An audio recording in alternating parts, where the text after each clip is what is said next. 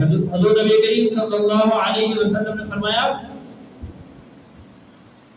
کہ جو آدمی عشرہ ذی الحج کے 9 دنوں میں روزہ رکھتا ہے، ایک روزہ رکھنے پر اس کو 1 سال روزہ رکھنے پر جتنا اجر و ثواب ملتا ہے اس کو 1 دن کا روزہ رکھنے پر اجر و ثواب ملے گا۔ فرمایا کہ عشرہ ذی الحج کی جو راتیں ہیں اس میں جو آدمی قیام کرتا ہے، قیام اللیل کرتا ہے، تہجد پڑھتا ہے، ان راتوں کو جاگ کے گزارتا ہے، فرمایا یہ رات اس کا ثواب لیلۃ القدر کے برابر ثواب ہے۔ یہ عشرہ ذی الحج کی فضیلت ہے، اور اس میں ایک دن 9 ذی الحج کا ہے، اس کو یوم عرفہ کہتے ہیں۔ حضور نبی کریم صلی اللہ علیہ وسلم نے فرمایا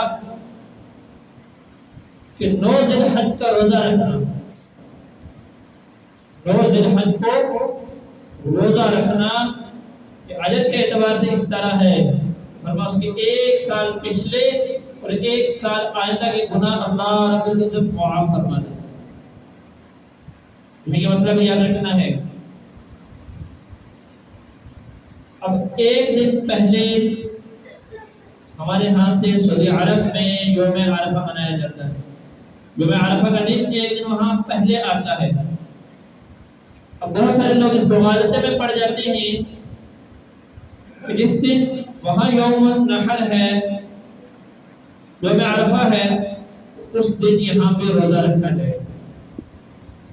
اس میں پہلی بات یہ یاد رکھیں کہ ہمارا یوم عرفہ اس سے 1 دن بعد کا ہے۔ حضور نبی کریم صلی اللہ علیہ وسلم کے بارے میں جو آتا ہے کہ آپ صلی اللہ علیہ وسلم ان 9 ایام میں تسلسل کے ساتھ روزہ رکھے۔ آپ علیہ السلام ان ایام میں تسلسل کے ساتھ روزے رکھتے تھے۔ پہلی بات یہ ہے کہ ہمارے ہاں 8 ذی الحج ہوگی، سعودی عرب میں 9 ذی الحج ہوگی یوم عرفہ۔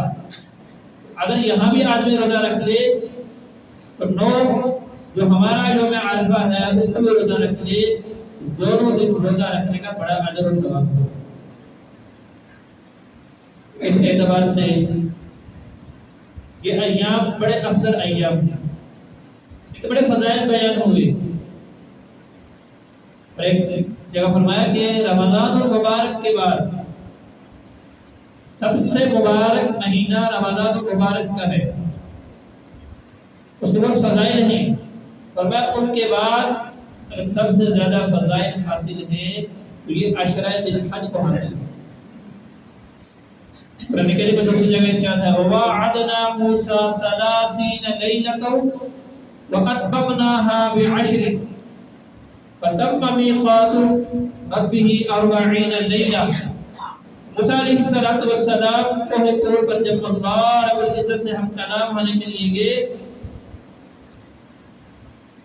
1 ماہ گزارا، اللہ رب العزت کے حکم سے مزید 10 رات وہاں قیام کیا، تو علماء فرماتے ہیں وہ یہی 10 راتیں تھیں جو قرآن کریم میں اللہ رب العزت نے جن کا تذکرہ فرمایا۔ اللہ رب العزت ہم سب کو ان ایام میں صحیح معنوں میں عبادت کرنے کی توفیق نصیب فرمائے۔ آج لمحہ فکریہ یہ ہے کہ جو افضل ایام آتے ہیں ہم دوسرے معاملات میں وہ گزار دیتے ہیں، عبادت کا وہ ذوق اور شوق ہمارے اندر نہیں ہوتا۔ میں کتاب کا مطالعہ کر رہا تھا، تقریباً 800-850 سال پہلے کے ایک مصنف ہیں، انہوں نے یہ کتاب لکھی ہے۔